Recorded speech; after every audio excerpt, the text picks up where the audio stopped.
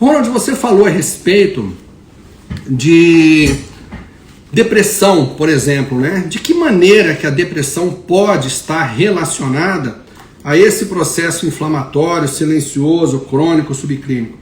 É importante que vocês entendam em duas situações. Vamos falar primeiro aqui de um dos neurotransmissores mais importantes que a gente tem relacionados ao processo de depressão. Vamos falar, por exemplo, de um tipo de depressão que quem é clínico ou quem é psiquiatra aqui já conhece isso aqui, obviamente, que é um tipo de depressão chamada depressão anedônica. Então, o que é a depressão anedônica?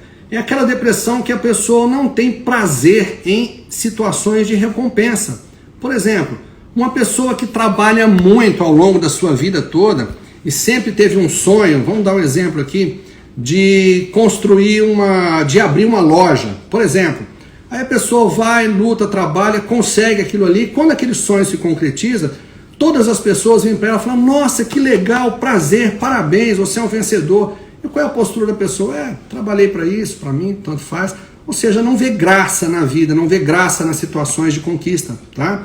Uma pessoa que consegue, por exemplo, comprar uma casa nova, que não tem a sua casa, trabalha, consegue, e quando aquilo finalmente chega, quando ela consegue, para ela, tanto faz como tanto fez, aquilo é o resultado de uma situação. Então esse tipo de depressão está diretamente relacionada a um hormônio, a um neurotransmissor chamado de dopamina.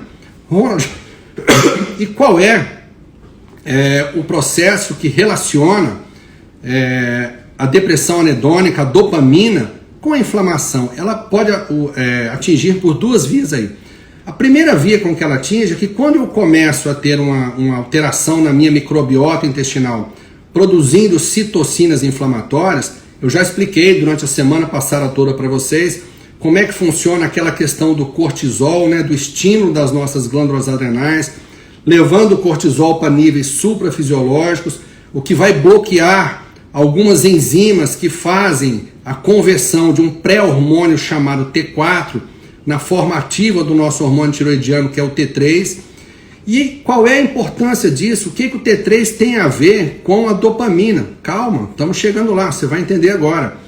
Aqui no nosso cérebro, para que a gente forme a dopamina, eu preciso ter um aminoácido chamado tirosina, que não por acaso é o mesmo aminoácido que forma o hormônio tiroidiano, que forma o T3, que forma o pré-hormônio chamado T4, que forma o T1, que forma o T2. E aí essa tirosina aqui no meu cérebro, ela tem que se converter em L-dopa, e a L-dopa vai se converter em dopamina. Porém, para que eu converta essa tirosina em L-dopa e que depois vai para a dopamina, eu preciso de uma enzima chamada tirosina hidroxilase. E adivinhem vocês, quem é que estimula essa enzima chamada tirosina hidroxilase? É o T3. Então, se eu não tiver níveis adequados de T3 circulando dentro do meu corpo, eu vou ter uma diminuição no estímulo dessa enzima e não vou formar dopamina dentro do meu cérebro, o que vai fazer com que eu entre num processo depressivo de uma depressão anedônica. Mas a coisa vai além disso aí. O grande problema é que existe um outro neurotransmissor que vem na sequência, na mesma cascata da formação de dopamina, que é um neurotransmissor responsável pelo nosso impulso de atitude, chamado noradrenalina. A noradrenalina também vem da dopamina. Então veja, se eu não tenho hormônio tiroidiano, eu não estimulo a tirosina hidroxilase. Se eu não tenho tirosina hidroxilase, eu não vou transformar a tirosina em dopamina. E se eu não tenho dopamina, eu também não vou ter noradrenalina. E aí eu fico depressivo e sem atitude para poder resolver as coisas que precisam ser resolvidas na minha vida, tá? E aí uma outra situação também que envolve a inflamação silenciosa, crônica, subclínica, com o processo depressivo, mas aí já por uma outra via que envolve vários outros neurotransmissores de uma forma geral.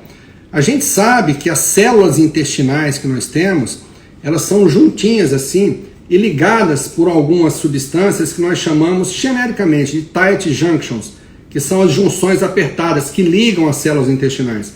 Então o processo de disbiose intestinal, ele quebra essas tight junctions, fazendo com que as nossas células intestinais elas se inflamem e, portanto, elas se afastem, passando por aqui por dentro pedaços de vírus, pedaços de bactéria, toxinas, pedaços inteiros de proteínas mal digeridas.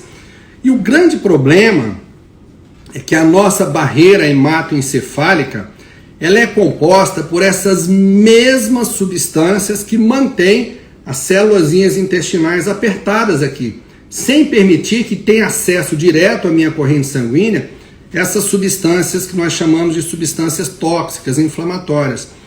E aí o que acontece? Quando eu tenho a primeira quebra da barreira intestinal, que começa a aumentar dentro da minha corrente sanguínea essas substâncias inflamatórias, elas também vão chegar através do meu sangue na minha barreira hematoencefálica, fazendo com que essas células que compõem a barreira hematoencefálica, que são compostas por essas, são ligadas por essas mesmas tight junctions, com que elas se afastem. E aí eu permito a entrada para dentro do meu cérebro substâncias inflamatórias e principalmente uma, especificamente, que é um fragmento de uma bactéria gram-negativa chamado LPS, ou lipopolissacárides. Por que isso acontece? Esses lipopolissacárides, quando eles entram dentro do meu cérebro, eles vão começar a estimular a minha micróglia, que vai começar ali, perceber que está sendo invadida por substâncias estranhas e começa a produzir essas citocinas inflamatórias. E isso vai gerar um processo que nós conhecemos como neuroinflamação. Então, se eu tenho um cérebro inflamado e um cérebro que tem deficiência em produzir neurotransmissores, eu vou ter um processo relacionado à depressão. E não apenas uma depressão de forma isolada. Eu vou poder ter enxaqueca, eu vou poder ter processos que favorecem o aparecimento da epileptogênese, por exemplo, a desencadear crises convulsivas e crises epiléticas. Então vejam, pessoal, o tamanho da importância de você conhecer aonde começam os problemas. Aonde você pega um paciente com dificuldade de controlar, por exemplo, crises epiléticas, onde você pega um paciente com dificuldade em tratar a sua depressão, que já está em doses máximas de antidepressivo, sem conseguir sair daquele estado depressivo, e você não está tratando a causa do problema, você está passando tudo bem. É importante em algumas situações até que você faça esses antidepressivos, porque são drogas que vão ficar reciclando ali aqueles neurotransmissores dentro da sua cabeça.